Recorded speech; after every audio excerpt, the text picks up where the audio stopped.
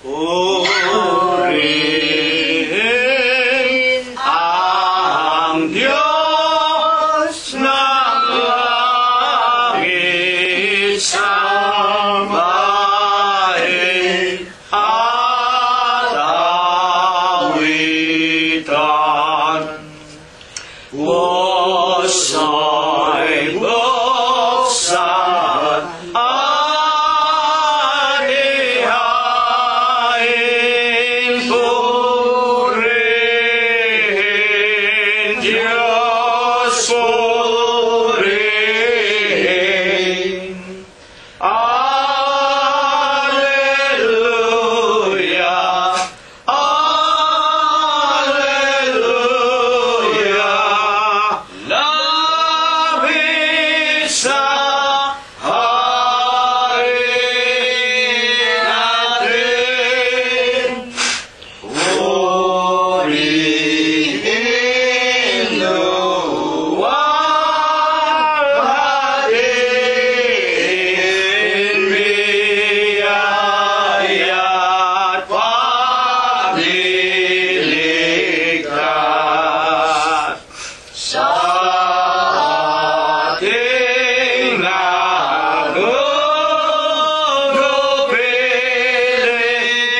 sa salay hangoin.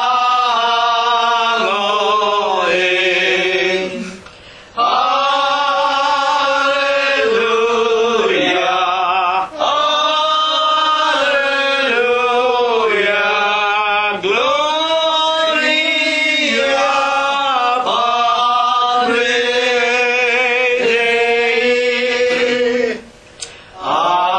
Ang Diyos ay naghihintay, siya ay nauuhaw. Dulugin, dulugin natin, sambahin, dumalangin. Alleluia, alleluia.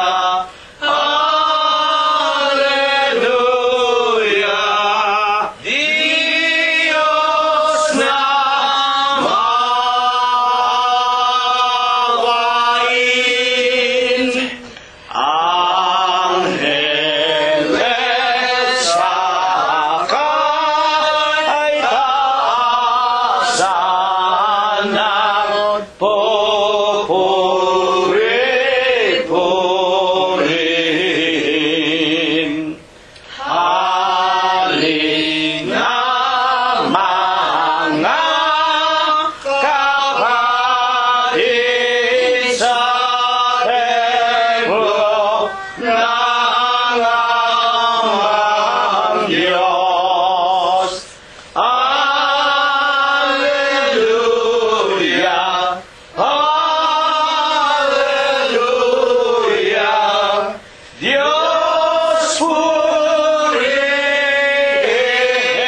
purihin. Amen.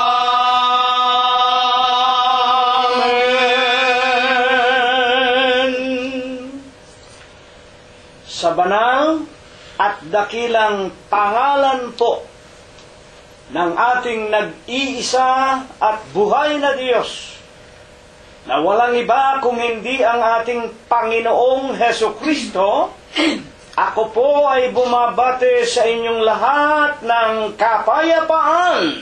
Purihin ang pangalan ng Panginoon. Purihin ninyo ang Panginoon.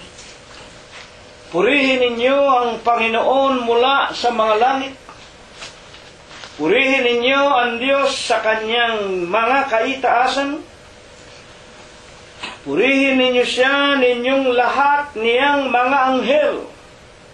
Purihin ninyo siya, buo niyang mga hukbo, mga hari sa lupa, at lahat ng mga bayan. mga pangulo at lahat ng mga hukom sa lupa, mga binata, gayon din ang mga dalaga, mga matatanda at lahat ng mga bata. Purihin nila ang pangalan ng Panginoon, sapagkat ang kanyang pangalang mag-isa ay nabunyi. Ang kanyang kaluwalhatian ay nasa itaas ng lupa at ng mga langit. Purihin ninyo ang pangalan ng Panginoon. Magsiawit tayo sa Diyos ng mga bagong awit at ng kanyang kapurihan sa kapisanan ng mga banal, sa makatwidbaga sa loob ng iglesia ng Diyos kay Kristo Jesus, sapagkat ang Diyos ay nalulugod sa kanyang bayan, kanyang pagagandahin ang kaligtasan ng mga maaamo. Purihin natin ang pangalan ng Panginoon, purihin natin ang Diyos sa kanyang sanktuaryo, purihin natin siya sa langit ng kanyang kapangyarihan. Purihin natin ang Diyos dahil sa kanyang mga makapangyarihang gawa. Purihin natin ang Panginoon ayon sa kanyang marilag na mga kadakilaan at purihin ng lahat ng mga bagay na may hininga. Purihin nila ang pangalan ng Panginoon. Amen. Hayo na po at tayo ay magpapasimula ng papurihan, awitan, sambahin ang banal at malinis na pangalan po ng ating Panginoong Hesu Kristo. Una po nating awitin ang 125 sa atin pong mga imnaryo. Sa paanan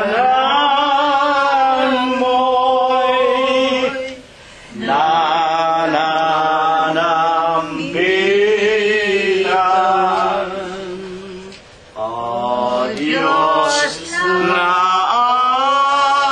aming katubusan, mga alipin, may kasalanan, pagpalain mo't bendisyonan ang buhay namin, lighos ng dusa. Tulungan mo na lumigaya ang landas namin, sinasaluna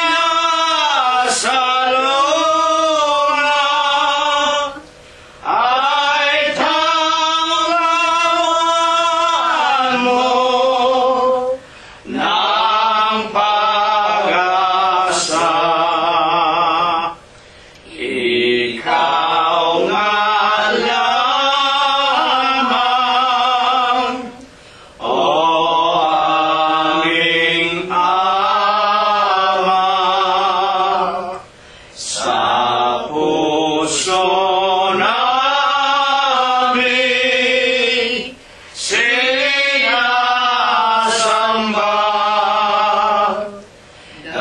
Dalangin namin, dinggin mo sana at patawarin yaring sala. Iglesia ng Diyos ay Kristo Jesus, katotohanan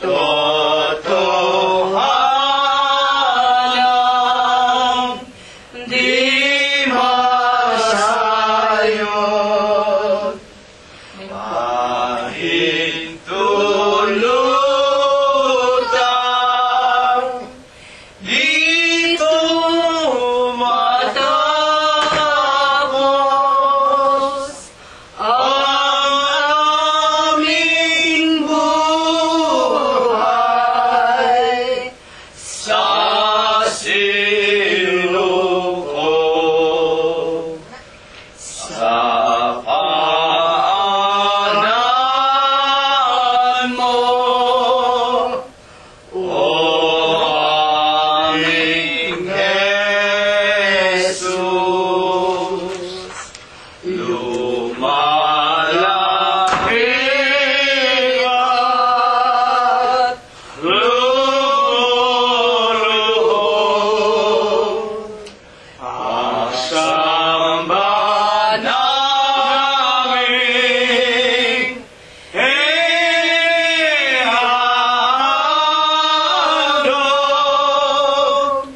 dahil sa mong kaloob. Purihin ang pangalan ng Panginoong Hesukristo. Ipagpatuloy po natin ang pagpapailanglang ng bunga ng ating mga labi na pumupuri sa kanyang marangal at malinis na pangalan. Numero 123 ang atin pong susunod na aawitin. Ilaw ng katotohanan ng tinig ng Diyos na mahal, ang siyang kaligtasan ng taong makasalanan. Ito ang magiging tanggap ng pusong nalirimlan. Kay Jesus masusumpungan, dulot ng Diyos na banal. Tayo ay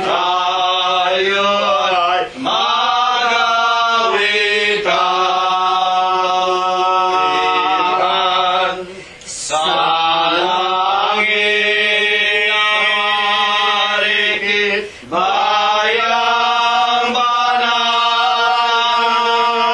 inam ang ligayang makikita ng ating mga mata. Do'y lungkot ay pawi na, anong inam, anong ganda. Lahat ng mahihirap sa lupa'y mainama.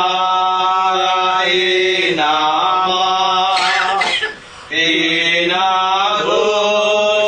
at nilibak dahil sa paghahayag ng balitang magliligtas, madlang sala ng lahat. Do'y napawi ang hirap, ligayang walang kubas. Tayo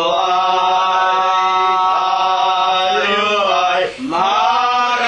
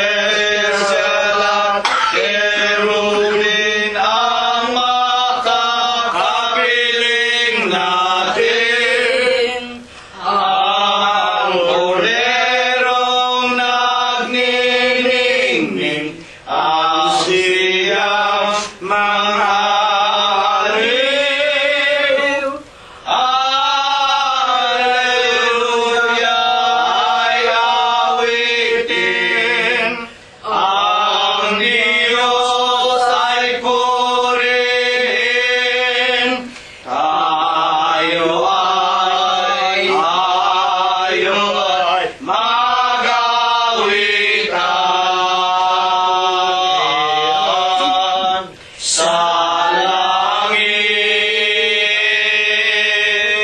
bayang banal iyan, ang ligayang makikita ng ating mga mata. Do'y lungkot ay pawi na, anong ina, anong ganda. Dakilang Panginoon po naming Diyos, Ama na lubha ka pong kagalang-galang, Ikaw po ay Diyos na sadya ka pong kapita-pitagan, nag-iisa ka pong Diyos na buhay, ang may-ari, ang lumalang ng lahat ng mga bagay. Ikaw po ang Diyos na tunay, na pinakamakapangyarihan ka po sa lahat. Ama na sakbibi ka sa iyong pag-ibig, sagana ka po sa kagandahan ng iyong mga kalooban, dakila ka po sa iyong mga pagbibiyaya, datapwat ikaw po ay Diyos, napakabanayad sa iyong mga kagalitan. Ama, sa banal, sakdal at malinis na pangalan mo pong Kristo Jesus, Ikaw po ang nag-iisa at buhay na Diyos. Ikaw po ang Diyos ni Abraham, ang Diyos ni Isaac, Diyos ni Jacob, ng iyong mga banal na propeta sa bayan ng Israel. Naawa ka rin po, tinawag mo, pinili mo sa bunto ng karamihan, ang aming minamahal na ama at ina. Inilagay mo rin po sila sa iyong banal na iglesia ng Diyos kay Kristo Jesus. Pinagtapatan ka po nila ng buong puso, buong isip, buong lakas at ng kanilang buong buhay, hanggang kanilang mga kamatayan. Panginoon, sa banal sakdal, napakamalinis na pangalan mo pong Kristo Jesus, matutunghan mo po muli kaming lahat. Una na nga po dito sa iyong maralita, munting bahay dalanginan sa Los Angeles, California, at sa bawat tirahan ng aming mga kaibigan na tinawag mo po sa pamamagitan ng karunungan na pinalago mo po sa huling araw na ito, at nakikipagkaisa, dumudulog, nakikinig, lumunuhog sa iyong banal na harapan. Gayon din po ang hindi mabilang mong mga tunay mong mananamba sa Espiritu mo po sa iyong katotohanan, sa kani-kanilang mga dampang tahanan. Nagkakaisa po kaming lahat sa Espiritu at nagkakatipon sa iyong banal na paningin. Ipinaiilang lang po namin sa iyo ang aming mga tao sa pusong mga pagpapasalamat. Panginoong Jesus, maraming salamat po sa iyo. Una na nga po sa lahat, sa isang taong singkad na 2016, na pinalipas mo po sa buhay ng bawat isa sa amin, at ngayon po ipinagpapasalamat namin, pinatahak mo pa kami sa panibagong araw na ito. Wala ka pong binawian ng buhay, maging ang aming mga sariling kabyak ng puso, ang aming sariling mga anak, mga manugang at mga minamahal namin sa buhay. Amang banal, maraming salamat sa iyo, at patuloy mo po na dinaragdagan ang aming mga pananampalataya sa pamamagitan po ng iyong banal na ebanghelyo, na walang sawa mo pong ipinaririnig sa amin, na ito po'y tunay na pagkain at inumin ng aming mga kaluluwa, ang iyong mga dalisay na aral na lipos ng Espiritu at lipos ng buhay, na ito po ang aming sinasampalatayanan kung aming patuloy na sinusundan. Pagkakalooban mo po kami ng buhay na walang hanggan. Ama, sinasamba ka po namin, pinupuri ka namin, niluluwalhati namin ang iyong malinis na pangalan sa Espiritu mo po at sa iyong kagilagilalas na kaliwanagan. Nalalaman mo po kung papaanong nangabuhay kami sa mga nakalipas na mga araw, maging sa taong singkad na nagdaan. Mga hamak na mga alabok ng putik po lamang kami, Ama, kung kami nagkulang at nagkasala laban sa iyo. Huwag mo po sanang gawing dahilan upang hindi mo kami turuan, sapagkat nalalaman naming kamuhi-muhi sa iyo ang mga kaluluwa ng mga taong nabubuhay sa mga kasalanan. Sa Huwebes po ng gabing ito, patawarin mo po kami, Ama, sa amin pong mga nagawang mga kasalanan. Ama naming Diyos, idinadalangin po namin sa iyo na sa Huwebes po ng gabing ito, kasangkapanin mo po sanang muli ang bibig at labi ng iyong hamak na alipin.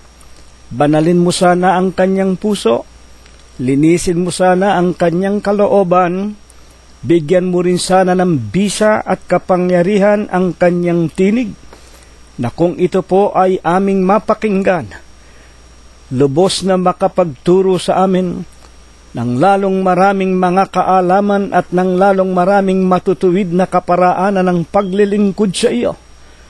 Tulungan mo lamang kaming lahat, Panginoon, sa araw-araw. Ilayo mo nawa kaming lahat sa biglang kamatay at mabibigat na karamdaman. Gayon din ang lahat ng aming mga minamahal sa buhay. At patuloy mo pa po sana kaming pagbubuksan ng magagandang pintuan ng mga kapalaran. At araw-araw po ay masumpungan mo kaming walang kapaimbabawan, na naglilingkod sa iyo ng buong katapatan, sapagkat ito ang dahilan kung bakit kami po'y nilalang mo sa ibabaw nitong magulo at mandarayang sanglibutan. Panginoong Jesus, ang lahat po ng ito isinasamo namin, idinadalangin at ipinapakiusap, at aming sinasampalatayanan. Dinirinig mo po sa iyong kaharian sa langit. Ito po ang iyong ibabasbas sa amin, sa pangalan mong Kristo Jesus, magmula ngayon at magpakailanman. Amen. At ngayon po, mga ginigiliw at mga pinagpipitaganan po naming mga tagapakinig. Una na nga po, sa lahat ng mga tunay na mananamba sa Espiritu at sa katotohanan, sa lahat ng ating mga kapatiran sa Iglesia ng Diyos kay Kristo Jesus, at sa ating sariling mga sambahayan, charity must always begins at home. Ayusin na po natin ang ating mga sarili, tawagin na natin ang ating mga kabyak ng puso, ang ating mga anak, mga manugang, mga apo. At kung meron na po tayong mga panauhin sa araw at sa oras na ito, ipag-anyaya natin na sila man ay makinig muna ng mga salita ng Diyos. Huwag nating ikakahiya ang ebanghelyo ng Panginoon, lalo na nga po ang kanyang banal na pangalang Kristo Jesus, Iglesia ng Diyos kay Kristo Jesus. Sapagkat kung ikakahiya natin ang ating Panginoong Hesukristo, hindi po tayo makapapasok sa buhay na walang hanggan.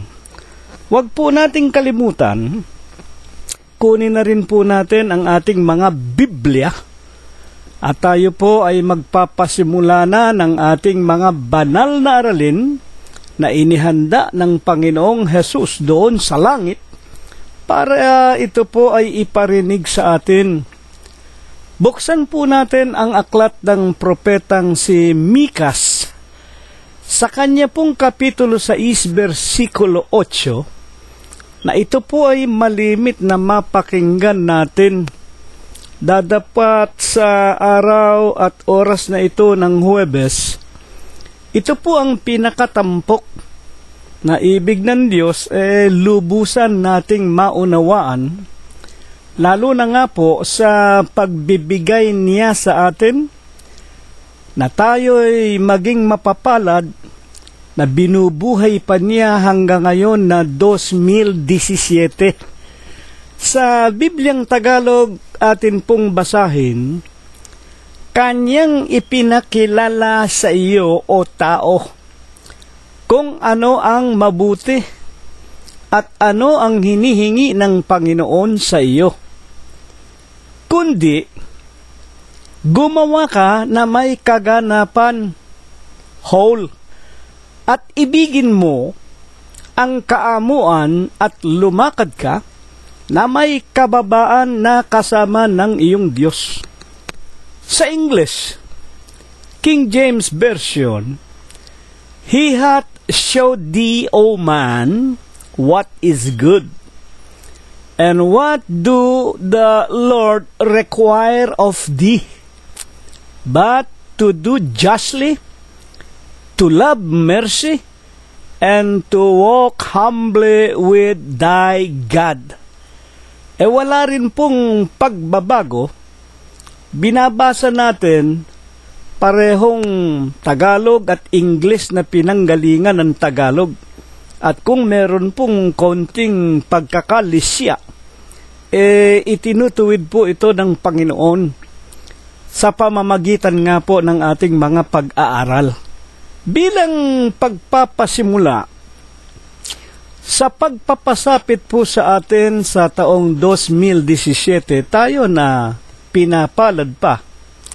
Bakit po baga tayo ay binubuhay pa ng Panginoong Diyos?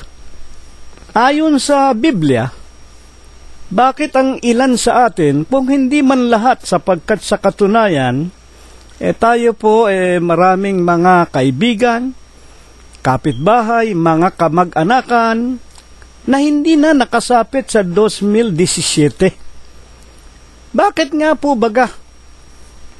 Kahit na tayo kakaunti, naging mapapalad ang tayo na makasapit sa taong ito. Nangabubuhay pa hanggang 2017. Pabayaan po natin ang Panginoon Diyos ang magpaliwanag sa pamamagitan po ng mga kasulatan. Buksan po natin ang aklat ni Apostol Pablo na isinulat niya sa mga iglesia ng Diyos kay Kristo Jesus ng kanyang kapanahunan doon po sa Korinto. Kapitulo 4 at versikulo 7, ganito po ang sinasabi: sapagkat sino ang gumawa na ikaw ay matangi? Ito po ay tanong na nagpapaliwanag. Ang ibig ipakilala ni Apostol Pablo, sino ang gumawa na ikaw ay matangi? Ang ibig lang sabihin, bakit nabubuhay pa tayo hanggang ngayon 2017? Hindi ba isang katangi-tanging kapalaran na tayo'y nabubuhay pa? Samantalang ang maraming mga tao nangamatay na nung isang taon pa. Sino ang gumawa na ikaw ay matangi o nabubuhay ka pa hanggang ngayon? At anong nasa iyo na hindi mo tinanggap? Ngunit kung tinanggap mo, ay bakit mo ipinagmamapuri na tulad sa hindi mo tinanggap? Ang pagdidiin ni Apostol Pablo, anong nasa iyo na hindi mo tinanggap? Ang ibig ipakilala, lahat po ng bagay, ito po ay tinatanggap. Lalo na nga ng mga anak ng Diyos, mga tagapakinig, ang lahat po ng bagay sa atin ng mga anak ng Diyos, sa amin, sa Iglesia ng Diyos kay Kristo Jesus, there is nothing that we can have without being given to us by God. He just made us lucky. Ginawa lamang niya tayong kapalaran na makaabot pa tayo sa bagong taong ito. May buhay pa, may lakas pa, maliwanag pa ang ating puso at ang ating mga isipan. Pinatutunayan pa man din po baga ito ni Apostol Pablo mismo sa iba pang mga kapatiran ng kanyang panahon? Buksan naman natin ang kanyang mga sulat sa mga iglesia ng Diyos na nasa Romanos 7:24. Ganito po ang sinasabi. Abang tao ako, si Pablo po ang nagsasalita. Abang tao ako, sino ang magliligtas sa akin sa katawan nitong kamatayan? Ayan. Si Pablo, umaamin siya, isinulat niya sa Iglesia ng Diyos na nasa Romanos, abang tao ako. At tinutukoy niya yung kanyang sarili. Siya mismo'y apostol na literal, mukhaan, tinawag ng Panginoon, isinugo sa bansa na labas ng Israel at nagtayo ng mga iglesia ng Diyos sa mga kahentilan, ngunit inaamin pa rin niya, abang tao ako, sino ang magliligtas sa akin sa katawan nitong kamatayan? Kahit na si apostol, mamamatay din siya. At katunayan po, lahat nga ng apostol patay na. Matagal na pong natutulog sa kanilang mga libingan. Na ang ibig lang ituro nito, mga kapatid, wala pong makapagdaragdag ng ating mga hiram na buhay, maliban po sa nag-iisa nating Diyos. Wala pong iba kung hindi ang ating Panginoong Hesukristo. Yan po ang nagligtas. Kay Apostol Pablo, ang Panginoong Hesukristo ang bumubuhay at siya rin po ang nagdedesisyon kung kailan tayo mga mamatay. Ano ang pagpapatunay pa man din na tayo po hanggang sa taong ito ay binubuhay lamang, at kung wala yung bumubuhay sa atin na siya nating Panginoong Hesukristo, hindi na nga po tayo umabot ng 2017. Unang Timoteo 2:3. At bakit? Bakit ninasa ng Diyos? Bakit kanyang niloob na hanggang ngayon sa huling araw tayo nakakaunti, lalo na nga kami sa Iglesia ng Diyos, bilang na bilang kami sa daliri, pero salamat, binubuhay pa kami. Kahit na po kami dito sa Los Angeles, California, kakaunti, binubuhay pa kami. Bakit? Ano ang sanhi at binubuhay pa kami? Unang Timoteo 2:3. At ito, sana pakinggan ninyo, mga kaibigan namin na bagaman hindi pa nangababautismuhan sa Iglesia ng Diyos kay Kristo Jesus, ito rin po ay tumatalakay para sa inyo. At aming idinadalangin na nawa liwanagin din ng Diyos ang mata ng inyong mga puso sa katotohanan ito kung bakit hanggang ngayon binubuhay pa rin kayo ng Diyos. Unang Timoteo 2:3. Ito'y mabuti, nakakalugod sa paningin ng Diyos. Mabuti po, nakakalugod sa Diyos na tayo po ay binubuhay pa niya hanggang 2017. Ito'y mabutit nakakalugod sa paningin ng Diyos na ating tagapagligtas. Bakit? 2:4. Ano ang banal niyang layunin? Na siya, referido sa Diyos, may ibig, gusto ng Diyos, ang lahat ng mga tao, mga ligtas. Ang lahat ng tao'y maligtas. Sa paanong paraan? At mga kaalam ng katotohanan. Dinaragdagan pa tayo ng hininga ng buhay, pinaabot pa tayo sa taong ito ng 2017. Sino ba ang mag-aakala na tayo ay magkakasama-sama pa sa taong ito ng 2017? Sa edad nga po naming mag-asawa, ngayong taon na ito, 74 na kami, kung bubuhayin pa kami, kung loloobin, hindi namin inisip na daratal pa kami sa 2017. Pero salamat, kami po'y dinaragdagan pa ng buhay, kagalingat, kalakasan, panibagong taon, kasama pa namin ang aming mga anak, mga manugang, mga apo, mga kapatid at mga kaibigan. Ito'y mabuti, sapagkat ibig ng Diyos, tayo ay mga ligtas. Dinagdagan pa tayo ng isang bagong taon, 2017, para makapagpatuloy tayo ng ikatatag, ikatitibay ng ating kaligtasan hanggang sa marating natin ang ipinangangako na buhay na walang hanggan. Kaya't ano nga po baga? Ayon pa rin sa banal na kasulatan, ang ikaliligtas natin at tayo'y niloob niya, kinalugdan, bigyan pa tayo ng tregwas na panahon, mabuhay pa tayo sa lupa. Apokalipsis 2:5, ano ang ibig ng Diyos? Huwag nating kalilimutan sa bagong taong ito.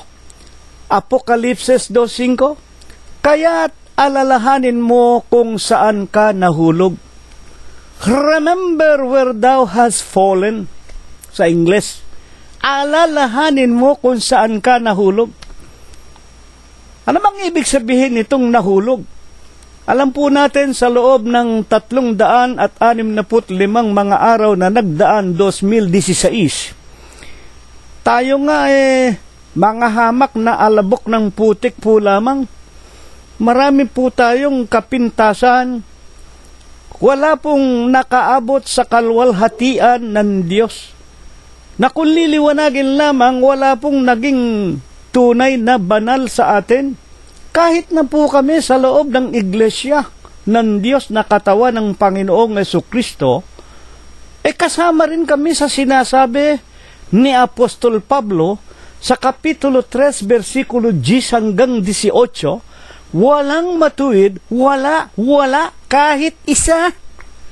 Kahit na po kami binyagan sa pangalan ng Ama, Diyos, Anak, Kristo Jesus at Espiritu Santo, o sa Iglesia ng Diyos kay Kristo Jesus, hanggang ngayon mahihina pa rin po kami, hanggang ngayon nagkakasala pa rin po kami, hanggang ngayon hindi pa kami mga matutuwid na mga tao, sapagkat narito pa tayo sa buhay na lipos ng tinatawag na mga pagsubok, luha, kalumbayan, mga kapighatian. Naririto pa tayo. At ang lahat ng tao ay nagkakasala. Ano man ang gawin natin, sa gusto man natin o hindi, ano man ang ating kalagayan, magkakasala at magkakamali pa rin tayo.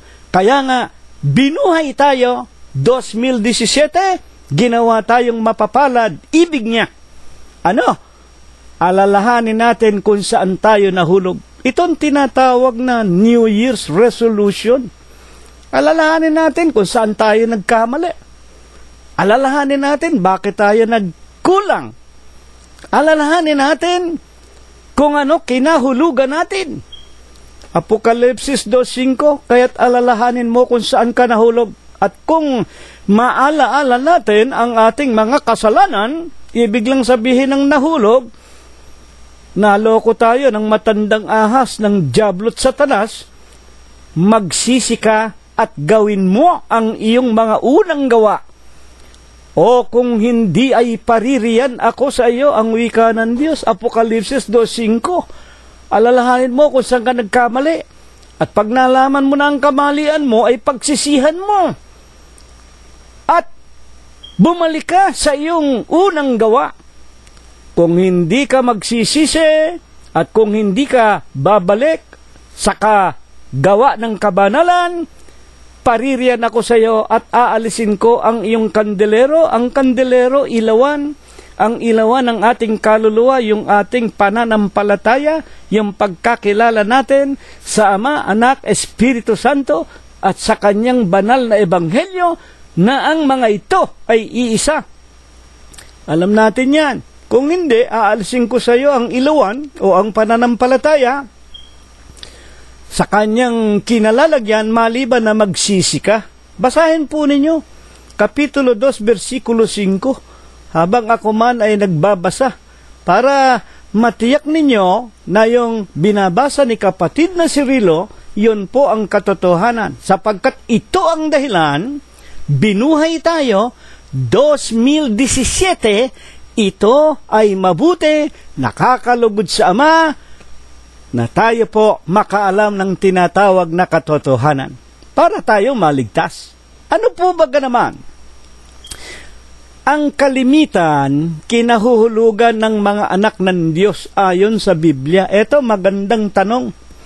Nalalaman po natin ang mundong ito. Talagang hindi na po ito tutungo sa ikabubuti, kung hindi sa ikawawasak. At habang lumalakad ang panahon, nagaganap ang inihula ng Panginoong Hesus na bago po niya tapusin ang magulo at mandarayang sanglibutan, ang lahat po ng tao ay magdadanas ng kahirapan na walang katulad. Magkakaroon ng kapighatian na kailanman ay hindi nangyari at hindi na mangyayari pang muli. Alam natin yan. Malimit nating mapakinggan. Kaya nga habang humihirap ang kabuhayan, anong kalimitan kinahuhulugan ng mga anak ng Diyos? Basahin po natin ang Timoteo 6:9. Tandaan po ninyo, ang emphasis ng ating pag-aaral para po ito sa mga anak ng Diyos. Ipinaaalaala sa atin ang ikinabuhay natin ng nakalipas na taong 2016. Baka tayo nahulog sa bitag ni Satanas. Tungkol po sa labas ng iglesia, ang Diyos po ang sa kanila ay wika nga nakakaalam. Ang tungkulin natin sa loob ng iglesia pangalagaan ang kaluluwa ng mga tupa ng Diyos. Buksan natin ang unang Timoteo 6:9. Ang kalimitan kinahuhulugan ng mga anak ng Diyos. Dadapwat ang mga nagsisipag-nasang yumaman ay nangahuhulog sa tukso at sa silo at sa maraming mga pitang hangal na nakakasama na siyang naglulubog sa mga tao sa kapahamakan at kamatayan. Ang pagnanasa na maging mayaman. Ayan po, mga kapatid, magkamanlang salapi. Pinagmumulani ka ng lahat ng kalikuan, ng lahat ng kasalanan. Totoo ba yan? Ituloy natin at bakit? Sa isjis, Timoteo rin, unang Timoteo, sapagkat ang pag-ibig sa salapi ay ugat ng lahat ng uri ng kasamaan, na sa pagnanasa ng iba, nangasinsay, napalayo. Saan? Sa pananampalataya, napalayo, nahulog sa pagiging iglesia ng Diyos kay Kristo Jesus, nalayo sa katawan ni Kristo, at nang mapalayo na nga, nakalimot na sa paglilingkod sa Diyos, tinuhog ang kanilang sarili ng maraming mga kalumbayan. Yan po ang unang-unang dahilan kung bakit ang mga anak ng Diyos napapalayo sa Diyos dahil nga po sa pagnanais na yumaman. At ito nga po ang unang-unang napakagandang halimbawa na iniwanan ng buhay ng Panginoong Hesukristo ng kanyang tawagin ang unang 12 alagad. 12 na lang ang alagad, si Judas Iscariote, ipinagbili pa siya sa 30 putol na pilak pag-ibig ni Judas sa salapi. At alam naman natin ang kasaysayan ni Judas. Siya ang kumakatawan sa tesorero noon, kaya roon sa tinatawag na Last Supper ni Da Vinci, si Judas may hawak na supot. Si Judas po ang tagahawak ng tinatawag na abulayan ng Iglesia ng Diyos noong unang panahon sa pangunguna ng Panginoong Hesukristo. Kung bakit may supot, doon inilalagay yung mga nag-aambag sa ating Panginoong Hesukristo sa 12, at kung ang may pangangailangan, si Judas po ang inuutusan para bumili ng kanilang kakailanganin sapagkat siya nga po ang tesorero. Ngunit, sinasabi ng mga banal na kasulatan, ninanakawan niya ang supot ng iglesia at yan po ang naging sakit ngayon. Nang halos lahat ng iglesyang itinayo ng tao, puro problema sa tinatawag na plunder cases o pagnanakaw maging sa salapi ng kani-kanilang mga iglesia. Ano pa? Maliban sa pag-ibig sa salapi, ang ipinakikilala ng mga apostol na kalimitay siyang dahilan at puno kung bakit maraming nangahuhulog ang wika ng banal na kasulatan. Na kaya nga tayo nag-aaral, alalahanin natin. Saan ba tayo natukso? Saan ba tayo nahulog? Saan ba tayo nagkasala?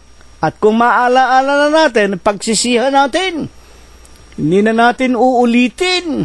At babalik tayo sa mga gawang kabanalan.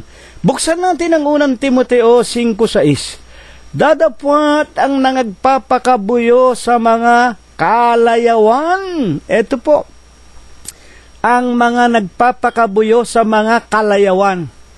Ano ba yung mga kalayawan? Alam po ninyo, ito yung tinatawag sa English na luxurious way of living. Luxury, luho.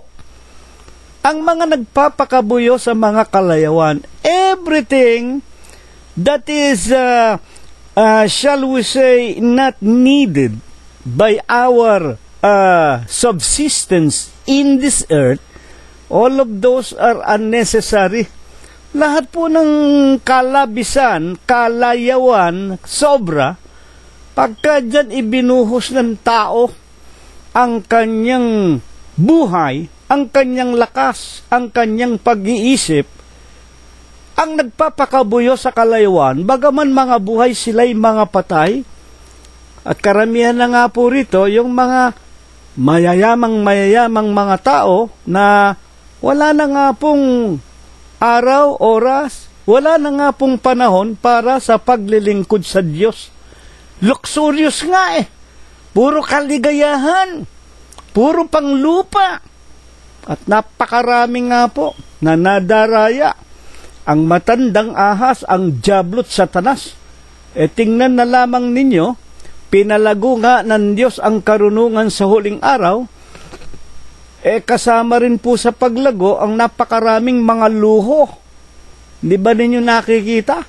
Dito na lang sa mga cellphone.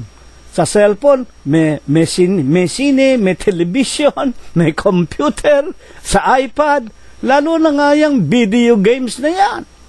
Nalalaman natin kinahuhumalingan, kinalolokohan ng napakaraming mga kabataan. Kaya ang mga kabataan, hindi na po tumutulong sa mga gawaing pangbahay sa kanilang mga magulang sapagkat ang araw at oras nila natutuon sa mga video games. At iba't ibang mga kalayawan, alam na ninyo ang ibig kong sabihin. Ayon sa mga apostol, bakit po baga naman masama ang magpakabuyo sa tinatawag na mga luho? At ang wika ni Apostol Pablo 5:6, unang Timoteo, pagka ang tao'y nabuyo sa kalayawan, bagaman mga buhay sila'y mga patay, parang mga zombie. Yung napapanood natin sa mga sining English at sa mga Pilipino ngayon, sa indie movie. Katakot-takot yung zombie movies. Mga patay, pero lumalakad, walang isip, walang tinatawag na sariling disposisyon, para silang mga robot. Bakit nga po? Bakit masama ang maging maluho o mabuhay sa kalayawan? Pabayaan natin si Apostol Pablo rin po ang magpaliwanag. Unang Timoteo 6:11. Datapwat ikaw o tao ng Diyos, tumakas ka sa mga bagay na ito. Bakit? Sumunod ka sa katwiran, sumunod ka sa kabanalan, sumunod ka sa pananampalataya, sa paghibig, sa pagtitiis, sa kaamuan. Bakit po? Sa 7 ng unang Timoteo, sapagkat wala tayong dinalang anuman sa sanglibutan, at wala rin naman tayong mailalabas na anuman. Ayan po, napakaraming mga tao, 24 oras, wala nang ginawa, kundi yung magpakalayaw. Pasyal dito, pasyal diyan, luho dito, luho diyan. Mga tagapakinig, na akala mo at marami nga, yung wika nga, nagpapakasasa sa lahat ng kayamanan, yan kalayawan. Akala nila pag namatay sila, yung luho nila, madadala nila sa kanilang mga libingan, pati yung kanilang mga salapi. Ang wika ni Apostol Pablo, Wala tayong dinalang anuman sa sanglibutan. Unang Timoteo 6:7, wala rin naman tayong mailalabas na anuman. Ang wika niya, sumunod ka sa katwiran, sumunod ka sa kabanalan, sumunod ka sa pananampalataya, sa pag-ibig, sa pagtitiis, sa kaamuan, at sa 6:8, ngunit kung tayo'y may pagkain at pananamit, masisiyahan na tayo doon, bastante na tayo. Kung ano man ang ating kayang inumin, kainin, idamit sa ating lupang katawan, maging kontento na tayo. Huwag na tayong maghangad pa. Una na nga, umibig pa na maging mayayaman, magkaroon ng maraming salapi, na yan ang pinanggagalingan ng maraming kalumbayan. Na dahil sa pagnanasa ng marami, mga magulang, nahulog sila, nangawala sa paglilingkod sa Diyos, at sa sais-sais ang kabanalan na may kasiyahan, malaking kapakinabangan. Kaya nga wag tayong maging mapagnasa na magkaroon tayo ng magagarang mga kotse, magkaroon tayong malalaking apartment, may swimming pool, maging parang Donald Trump tayo. Lahat yan. Hindi po magsisinungaling ang Biblia. Pagpasok sa isip ng isang kapatid na siya'y magtamo ng luho. Una na nga, mga kayamanan at mga luho sa buhay, tutuhugin ka na ng sari-saring mga kalumbayan. Sapagkat ang wika pa man din ni Apostol Pablo na isinulat niya sa mga iglesia ng Diyos na nasa Filipos, Kapitulo 1, versikulo 21, sapagkat sa ganang akin ang mabuhay ay si Kristo. Paano tayong mabubuhay? Sa pamamagitan ng Panginoong Jesucristo, susunod tayo sa katwiran, gagawa tayo ng kabanalan, maglilingkod tayong may pananampalataya, may pag-ibig, pagtitiis, may kaamuan. Ang mabuhay ay si Kristo, at kung dito'y mamatay tayong naglilingkod ng buong katapatan at walang kapaimbabawan, ang mamatay ay pakinabang. Amen? Yan po ang dahilan. Hindi na po natin kailangan maging bilyonaryo, milyonaryo. Masawa po tulong ng Diyos. Hindi tayo gugutumin ng Diyos. Magkasya na lamang tayo sa ating tinatangkilik. Ngayon, higit po sa lahat, meron pa bang mga kinahuhulugan ang mga anak ng Diyos? At ito po talagang kitang-kita naman natin sa mga taong sanglibutan sa mga taong hindi kaanib sa iglesia ng Diyos kay Kristo Jesus. Alin yan? Ang mga gawa ng laman. Ito po, Galatia 5:19. Alalahanin nga natin kung saan tayo nahulog. Baka tayong magkakapatid na bininyagan na sa pangalan ng Ama, Anak at Espiritu Santo, mga iglesia na tayo ng Diyos kay Kristo Jesus, baka kinakikitaan pa tayo ng mga gawa ng laman. Galatia 5:19, hayag ang mga gawa ng laman, sa makatwid bagay ang mga ito, pakikiapid. Ayan po. Pakikiapid, ito po ay salitang in general. Yung tinatawag na pakikiapid, yan po ay pwedeng gamiting literal, pakikiapid saan? Sa 2 tapyas na bato, huwag kang makikiapid sa hindi mo asawa. Napakarami pong mga tao ngayon may asawa na Siping pa ng siping sa hindi nila asawa. Yan pakikiapid. Pakikiapid sa ibang espiritu. Tulad na nga po sa pakikiapid sa mga pagsamba sa mga larawan, nakabawal-bawalan ng Diyos. Ano pa? Karumihan. Maraming mga tao, lalo na nga po sa Amerika, maglakad ka ng kalye, maraming tila hindi naliligo, madudumi. Yun po ay gawa ng laman. Unhygienic, wika nga. Mga kapatid, yun po ay gawa ng laman, gawa ng sanglibutan. Ano pa? Kalibugan, lasciviousness sa wikang English, kalibugan. Kaya marami dyan ginagahasa, bagong panganak pa lang. Ginagahasa, may asawa na. Ginagahasa kahit buntis. At ginagahasa, pati yung mga hayop. Kaya may nakikita at naririnig tayo dyan mga kapatid sumisiping sa mga kalabaw at sa mga kabayo, mapalalakit, mapababae. Yan tinatawag na bestiality, masyadong malilibog, lascivious. Wala pong masama sa salitang kalibugan. Sa English nga, binabasa natin, lasciviousness Sa 5:20, ituloy natin, ano ang pinakamasama na hindi naintindihan ng napakarami? Pagsamba sa Diyos-Diyusan. Ayan. Pagsamba kay Mama Mary, Santo Niño, kalunsad sa mga papa sa Roma, yan ay kasalanang walang kapatawaran, kinahuhulugan. Ang totoo, hulog na yung mga Katoliko at ang mga iglesyang pagano at ang mga relihiyon na sumasamba sa iba't ibang uri ng kanilang mga inanyuang mga larawan, pagsamba sa Diyos-Diyusan, pangkukulam. Ayan, saan ba tayo malimit nakakakita ng mga pangkukulam? Sa mga sini-sini. Hindi ba kung minsan nakikita natin sa mga pelikula, lalo na pelikulang Pilipino, ginagamit pa ng mga mangkukulam si Mama Mary, meron pa silang tinatawag na agua bendita, meron pa silang krus. Hindi ba totoo yung sinasabi ko sa inyo? Sa simbahang Katoliko.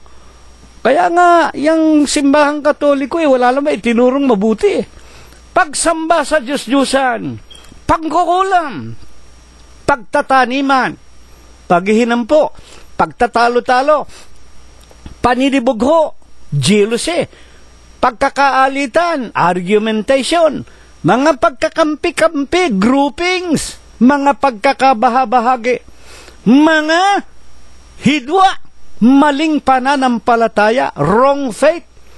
Tulad na nga yung iglesia, si Kristo ginawad tao, Panginoong Jesucristo, ang Panginoong Jesucristo ginawad tao, yung sugo nila, yung obispo nila, ginawad sugong anghel. Kamukha ng simbahang Katoliko na naman. Si Kristo, yung katawan ni Kristo, pinugutan nila ng ulo yung iglesia. Ipinalit nila yung Papa sa Roma. Inalis nila ang Kristo na ang wika sa Colossos, ayon kay Pablo, si Kristo ang ulo ng katawan. Anong katawan? Iglesia. Ano ang iglesia? Katawan ng Diyos. Pinutol si Kristo, inihalili nila yung Papa sa Roma. Ano katunayan? Vicarious Filii Dei. Kahalili daw ng Diyos. Bakit? Namatay ba ang Diyos? Yan. Maling pananampalataya. 5:21. Kapanaghilian. Yung pagiging inggitero. Paglalasing. Yan. Lasing dito, inom diyan. Kahit na nahuhulog na siya sa hagdanan, papakalasing pa rin. Kalayawan, mga kaatang mga katulad dito, tungkol sa mga bagay na ito, pinagpapaunang ipinaaalaala ko sa inyo, tulad sa aking pagpapaalaala ng una sa inyo, ang gumagawa ng ganitong mga bagay, mga gawa ng laman, hindi magmamana ng kaharian ng Diyos. Amen. Ayan po. Kinahuhulugan din yan ng mga anak ng Diyos. Lahat ng gawa ng laman.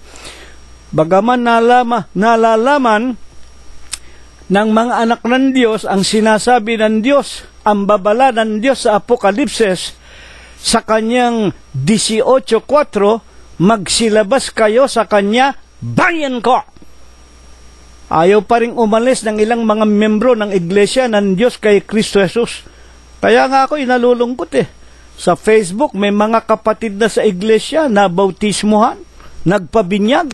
Pagkatapos makikita mo gumagawa pa rin ng mga Christmas card, meron pa rin silang mga yung tinatawag na Christmas tree, meron pa rin silang Three Kings, meron pa rin silang kung ano-ano na mga gawain ng mga pagano. May mga kandila pa rin. Yung ibang kapatid, nakalulungkot, meron pang mga tinatawag na mga mga litrato ni Mama Mary. Kayo po mag-ingat mga kapatid.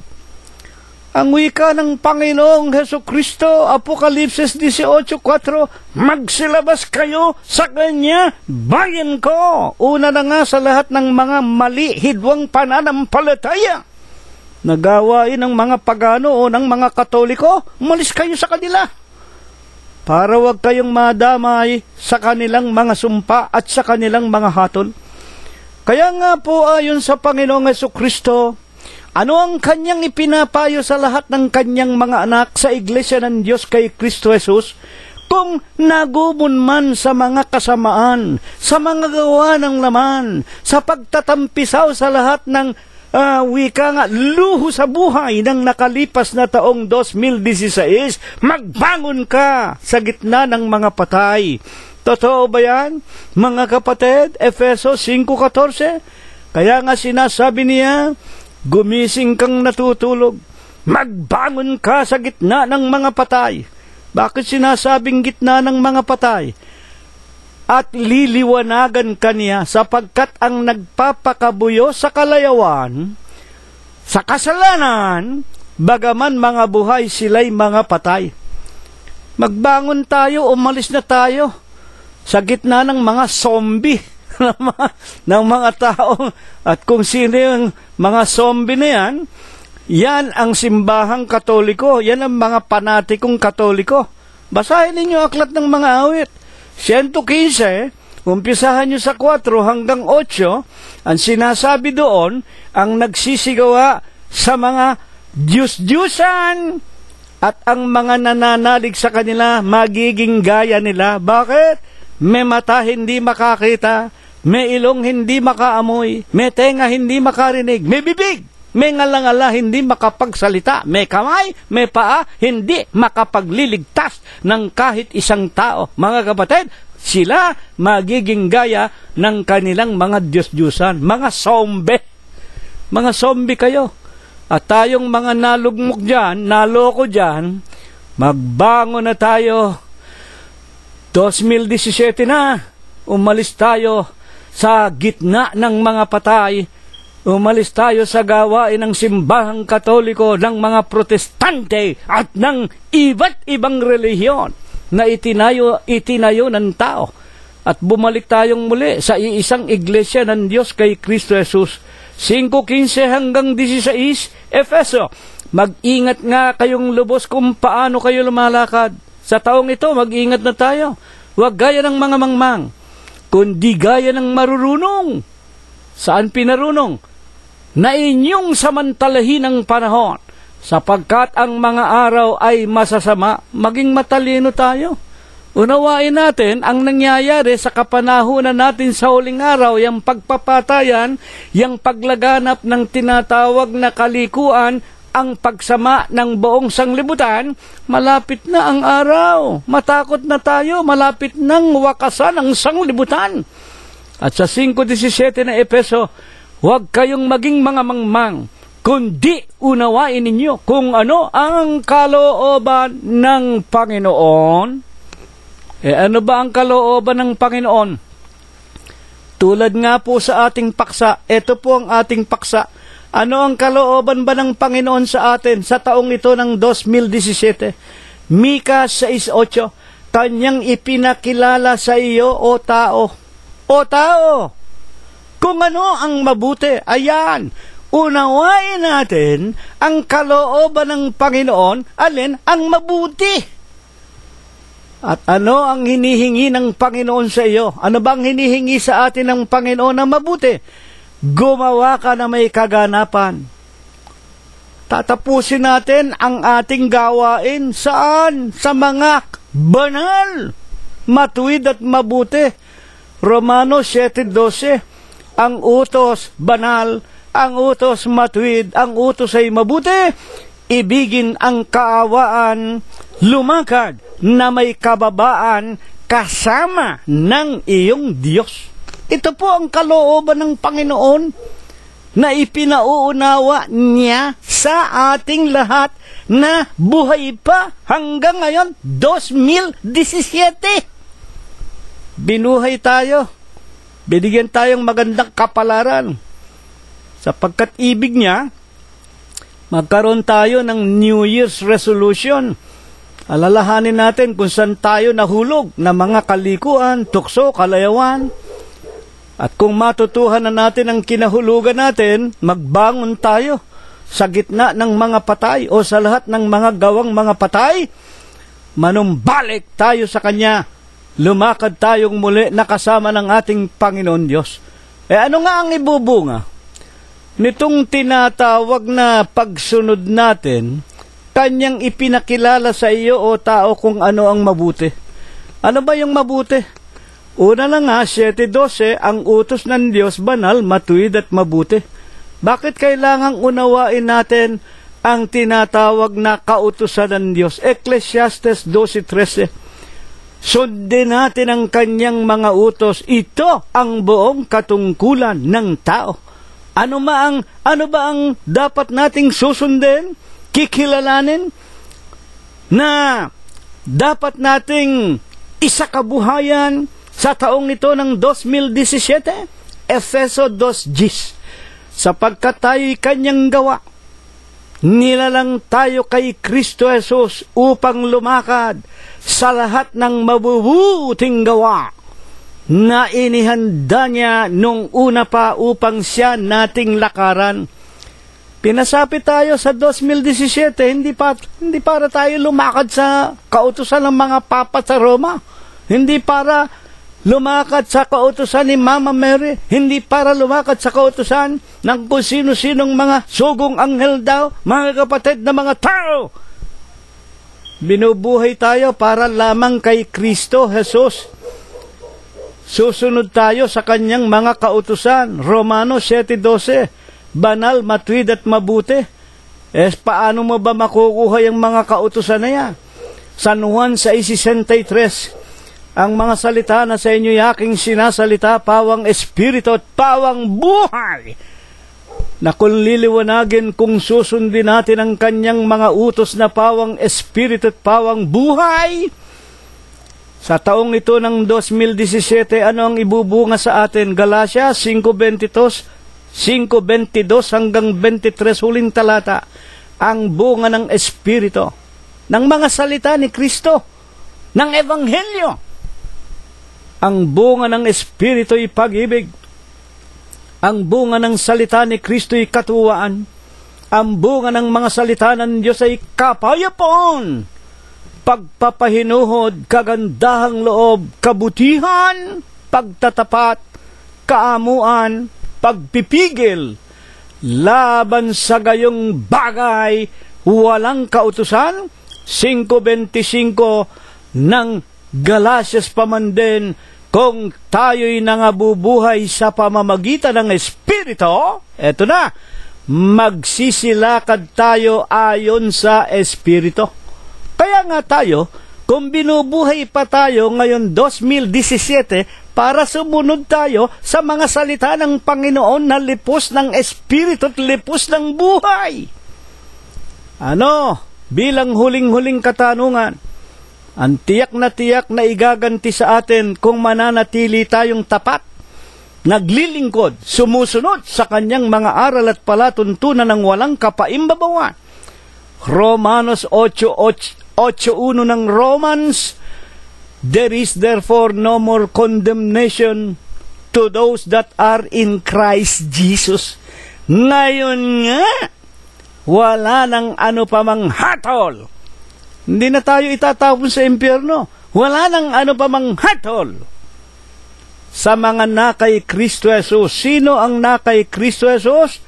Iglesia ng Diyos kay Kristo Jesus na who walketh not in the flesh, but walketh or liveth in the Spirit, or in the words of our Lord Jesus Christ. Amen. Wala nang ano pa mang hatol sa mga nakay Kristo Jesus, Iglesia ng Diyos kay Kristo Jesus, na hindi na lumalakad sa lahat ng gawa ng laman, kung hindi lumalakad na sa Espiritu, sa kanyang mga salita, sa kanyang mga aral, na lipos ng Espiritu at lipos ng buhay. Amen. Ito po ang napakagandang aralin na itinuro sa atin ng Diyos sa Huwebes po ng gabing ito.